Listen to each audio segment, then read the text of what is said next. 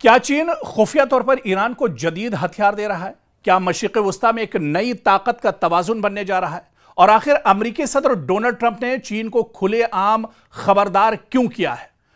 और अगर ये तमाम खबरें दुरुस्त हैं कि चीन ईरान के साथ है, तो फिर क्या अब पूरा मशरिक़ वस्ता एक तरह से नई कशीदगी की लपेट में आ रहा है? बल्कि अब एशियाई जो ममालिक हैं वो भी अब इस कशीदगी की लपेट में आ रहे हैं।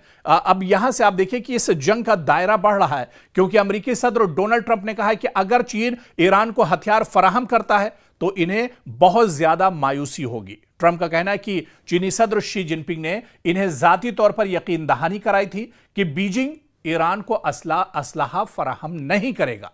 लेकिन जो रिपोर्टें गश्त कर रही हैं, इससे पहले जो रिपोर्ट हमने बनाई और डिटेल में आपको बताया कि मैन पैड्स अब चीन ईरान को दरअसल देने वाला है और इस पर तकरीबन जो डील है वो भी ईरान के साथ हो चुकी है।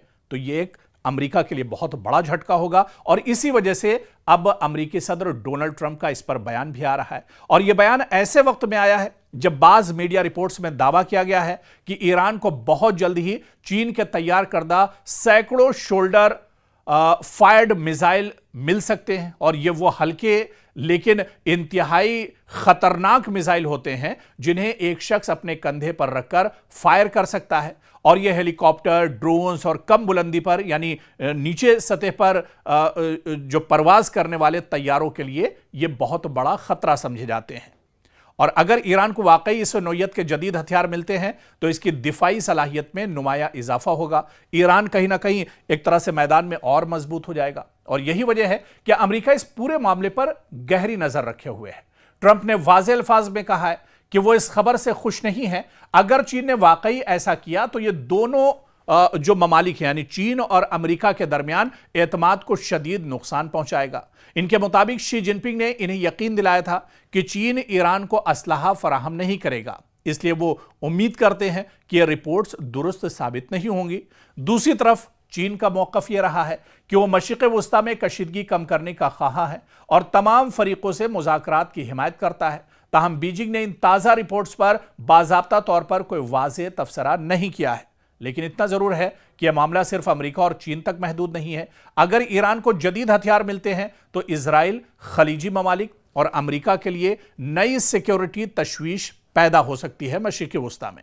दूसरी जानिब ईरान का मौक़िफ़ है कि उसे अपनी दिफाई सलाहियत मजबूत करने का यानी अपनी सिक्योरिटी और अपनी हिफाजत का मुकम्मल हक हासिल है, ख़ासतौर पर ऐसे वक्त में जब पूरे खित्ते में मुसलसल कशीदगी और फौजी दबाव मौजूद है। उधर जो एक्सपर्ट्स हैं और माहिरीन हैं, इनका मानना है कि अगर ये इत्तलात दुरुस्त साबित हुई तो अमेरिका और चीन के ताल्लुकात जो पहले ही तिजारत को लेकर, ट्रेड को लेकर, टेक्नोलॉजी और ताइवान जैसे मामलात पर कशीदा है पहले से ही, मजीद पेचीदा हो जाएंगे। यानी जो चीन और अमेरिका के ताल्लुकात हैं और ज्यादा खराब हो सकते हैं। अगर चीन और ईरान के दरमियान ये डील हो जाती है, चीन ईरान को असलहा फराहम करता है, तो फिर हालात अमेरिका और चीन के दरमियान भी बिगड़ जाएंगे और इसके साथ साथ मशरिक़ वस्ता में असलहे की नई दौड़ भी शुरू होने का खदशा दरअसल पैदा हो रहा है। और इसी वजह से अमेरिका परेशान है, डोनाल्ड ट्रंप परेशान है कि यह डील किसी तरह से न होने पाए। लेकिन आने वाले दिनों में चीन का रुख क्या होगा, यह दरअसल बहुत दिलचस्प होने वाला है। अगर बुहैरे अहमर में जहाज महफूज न रहे तो सिर्फ मशरिक़ वस्ता ही नहीं बल्कि पूरी दुनिया की तिजारत हिलकर रह जाएगी। तेल महंगा हो सकता है, सप्लाई चेन मुतासिर हो सकती है और आलमी मईशत को अरबों डॉलर का नुकसान हो सकता है। और यही वजह है कि अब सऊदी अरब एक ऐसे बैनुल-अक़वामी इत्तेहाद की तश्कील की कोशिश कर रहा है, इंटरनेशनल यूनिटी की बात कर रहा है, जो बुहैरे अहमर में जहाज़ों को हूसी मुजाहिदीन के हमलों से महफूज रख सके। आखिर ये इत्तेहाद इतना ज़रूरी क्यों हो गया है और क्या इससे खित्ते में एक नई कशीदगी जन्म ले सकती है? दरअसल इसको एक बड़े कैनवस में समझना होगा, इसको बहुत डिटेल में समझना होगा, क्योंकि बुहैरे अहमर यानी रेड सी दुनिया की अहम तरीन समंदरी गुजरगाहों में शुमार होता है। एशिया, यूरोप और मशरिक़ वस्ता के दरमियान होने वाली आलमी जो ट्रेड का बड़ा हिस्सा इसी रास्ते से गुजरता है। रोजाना लाखों बैरल तेल और बेशुमार तिजारती सामान इसी समंदरी रास्ते से दुनिया भर तक पहुंचता है। लेकिन गुज़िश्ता कई बरसों से यमन के हूसी लड़ाकों की जानिब से बुहैरे अहमर में तिजारती जहाज़ों पर मिसाइल, ड्रोन और दीगर हमलों ने इस रास्ते को गैर महफूज बना दिया है। हूसियों का कहना है कि वो गजा जंग के तनाजुर में इजराइल या इससे वाबस्ता जहाज़ों को निशाना बनाता है। ताहम इन हमलों की जद में कई दूसरे ममालिक के तिजारती जहाज भी आ चुके हैं। अब खबर यह है कि सऊदी अरब बुहैरे अहमर में जहाजरानी के तहफ़्फ़ुज़ के लिए एक बैनुल अक़वामी इत्तिहाद बनाने की कोशिश कर रहा है। रॉयटर्स के मुताबिक सऊदी हुकाम मुख्तलिफ ममालिक से बातचीत कर रहे हैं ताकि एक ऐसा मुश्तरका निज़ाम बनाया जा सके जो इस अहम समंदरी रास्ते को महफूज रख सके, क्योंकि अब धड़कनें सऊदी अरब की भी बढ़ने लगी हैं। सऊदी अरब पर भी अब तेल की किल्लत एक तरह से हो सकती है अगर रेड सी को हूसी लड़ाके अगर पूरी तरह सील कर देते हैं। इस इत्तिहाद का मकसद सिर्फ फौजी कार्रवाई नहीं बल्कि मालूमात का तबादला भी होगा, मुश्तरका निगरानी, बहरी गश्त और जरूरत पड़ने पर हमलों का फौरी जवाब देना भी हो सकता है।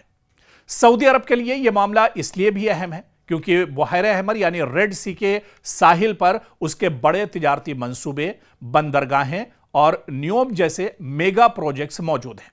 अगर यह रास्ता गैर महफूज रहता है तो न सिर्फ सऊदी मैशत बल्कि आलमी तिजारत भी इससे एक तरह से मुतासिर हो सकती है। दूसरी जानिब ईरान की हिमायत याफ्ता हूसी तहरीक इस इत्तिहाद को अपने खिलाफ एक नई महाज आराई के तौर पर देख सकती है, जिससे खित्ते में कशीदगी मजीद बढ़ने का खदशा भी मौजूद है। सवाल यह भी है कि क्या इस मुजव्वजा इत्तिहाद में अमरीका, यूरोपीय ममालिक और खलीजी रियासतें जो हैं शामिल होंगी, या सऊदी अरब एक अलग इलाकाई सिक्योरिटी फ्रेमवर्क कायम करेगा। फिलहाल इस पर हतमी फैसला सामने नहीं आया, लेकिन सिफारती राब्ते तेजी से अब इस पर जारी हैं। और आप देखिए कि बुहैरे अहमर अब सिर्फ एक समंदरी रास्ता नहीं बल्कि एक आलमी मईशत, तवानाई की तरसील और मशरिक़ वस्ता की सियासत का मरकज बन चुका है।